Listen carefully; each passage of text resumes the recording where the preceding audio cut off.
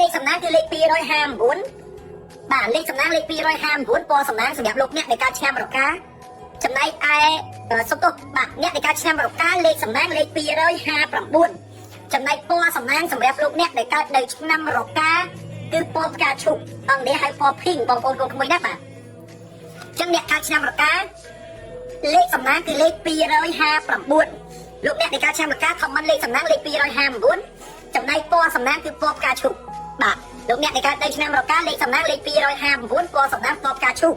ដើមខែអ្នកនៃការឆ្នាំរកាជួបរឿងពិបាកចិត្តគិតច្រើនខ្វល់ខ្វាយនេះបងប្អូនកូនក្មួយណាដើមខែកុម្ភៈអ្នកកើតឆ្នាំរកាញ៉ាំបាយមួយម៉ាត់គិត1ម៉ោងដោយសារអីដោយសារជួបរឿងពិបាកចិត្តគិតច្រើនខ្វល់ខ្វាយណាស់អញ្ចឹងអ្នកកើតឆ្នាំរកាដើមខែនេះគឺជួបរឿងពិបាកចិត្តច្រើនអញ្ចឹងវិធីសាស្ត្រតែមួយគត់អ្នកនៃការឆ្នាំរកាឈប់ពិបាកចិត្តដើរមកជំនាញគិតមកជំនាញពីព្រោះលេខយើងអត់មានបញ្ហាអត់មានហានិភ័យអីទេប៉ុន្តែយើងចេះតែគិតបាទពេលខ្លះគិតរឿងខ្លួនឯងទៅពេលខ្លះគិតរឿងគេទៅព្រោះមនុស្សកាត់ចាំតាមមកជីវិតគេមនុស្សល្អមនុស្សមានគុណធម៌តែទៅយកចិត្តគេដាក់ចិត្តខ្លួនឯងអាឃើញគេពុកពិបាក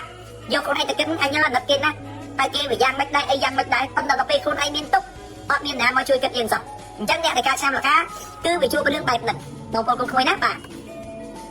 តែឥឡូវលកាពុំជួបរឿងពិបាកចិត្តគិតច្រើនដើមខែអញ្ចឹងឥឡូវវាគិតក៏គិតទៅវាអីទៅប៉ុន្តែថែរក្សាសុខភាពបន្តិចបងប្អូនកូនក្មួយណាបាទអ្នកដែលកើតឆ្នាំរកាដដែលបងប្អូនណាពីថ្ងៃទី8ដល់ថ្ងៃទី12អ្នកដែលកើតឆ្នាំរកានឹងមានលៀបចូលពិបាកចិត្តដើមខែប៉ុន្តែដល់ថ្ងៃ8ដល់ថ្ងៃ12យើងមានលៀបចូលបងប្អូនណាបាទអញ្ចឹងពីថ្ងៃ8ដល់ថ្ងៃទី12លោកអ្នកដែលកើតឆ្នាំរកានឹងគឺមានលៀបចូលពីថ្ងៃ8ដល់ថ្ងៃ12មានលៀបចូលអញ្ចឹងលៀបដែលចូលមកហ្នឹងគឺអត់ដឹងថាលៀបអីទេប៉ុន្តែគ្រាន់តែយើងដឹងថាយើងនឹងមានលៀបចូលបងប្អូនកូនក្មួយណាបាទអ្នកនៃការឆ្នាំរកាហ្នឹងគឺនឹងមានលៀបចូលចន្លោះពីថ្ងៃទី8ដល់ថ្ងៃ12សួរលៀបហ្នឹងបានមកពីណាអត់ដឹងដែរគាត់តែដឹងថាមានលៀបចូលបងប្អូនកូនក្មួយណាអ្នកនៃការឆ្នាំរកាអ្នកនៃការឆ្នាំរកាដដែលពីថ្ងៃទី18ដល់ថ្ងៃទី21អ្នកនៃការឆ្នាំរកាដដែលពីថ្ងៃទី18ដល់ថ្ងៃទី21លោកអ្នកត្រូវថែទាំសុខភាពលោកអ្នកឈឺបងប្អូនកូនក្មួយណាបាទ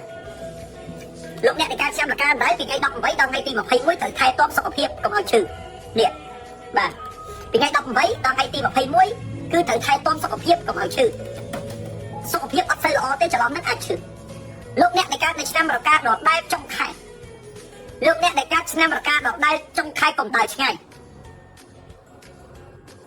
បើអាចនៅផ្ទះបាទចុងខែ2កុំដើរឆ្ងាយបើអាចនៅក្នុងផ្ទះបាទនៅក្នុងផ្ទះទៅកុំដើរឆ្ងាយឆ្លងខេត្តឆ្លងក្រុងមិនមែនជារឿងល្អសម្រាប់លោកអ្នកទេ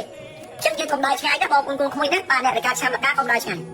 សូមសង្ងំនៅក្នុងផ្ទះទៅគិតរឿងសบายឲ្យច្រើនពីព្រោះតួរាសីអ្នកនៃការឆ្នាំរកាគឺ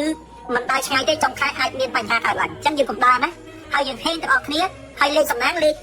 259បាទលេខ259អ្នកនៃការឆ្នាំរកាចំណែកឯពណ៌សំណាងគឺពណ៌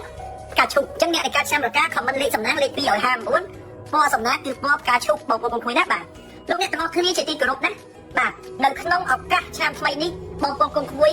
កុំភ្លេចជាវរូបប៉ែយកដាក់ផ្ទះកុំឲ្យខកណាបងប្អូនណាបាទនេះគឺជារូបប៉ែបងប្អូនប៉ែនេះគឺជាប៉ែមុំលៀបមុំសំណាងសម្រាប់បងប្អូនយកដាក់នៅក្នុងផ្ទះទៅបងប្អូនរកស៊ីមានបានកាក់កបអញ្ចឹងនៅឆ្នាំ2026ប៉ែគឺជាកម្ពុជាស័ក្តិមហាលៀបខ្លាំងជាងគេបំផុតចឹងយើងយកប៉ែដាក់ក្នុងផ្ទះគឺយើងនឹងមានលៀបមានសំណាងយើងនឹងហេខ្លាំងយើងនឹងកាក់កបនៅក្នុងឆ្នាំ2026ចាំឲ្យក្រុមគ្រួសារយើងកាក់កបមានលៀបមានជ័យរកស៊ីមានបានប្រយ័ត្នប្រជុំយើងជាវប៉ែយកទៅដាក់នៅក្នុងហាងរកស៊ីមានបានដាក់ក្នុងផ្ទះលក់មានលៀបមានជ័យទាំងអស់គ្នាបាទដាក់នៅកន្លែងការងារក្បាលអីក៏បានពួកប៉ែនេះគឺជាប៉ែមាសប៉ែជ័យហេកាក់កបរីចម្រើនខ្លាំង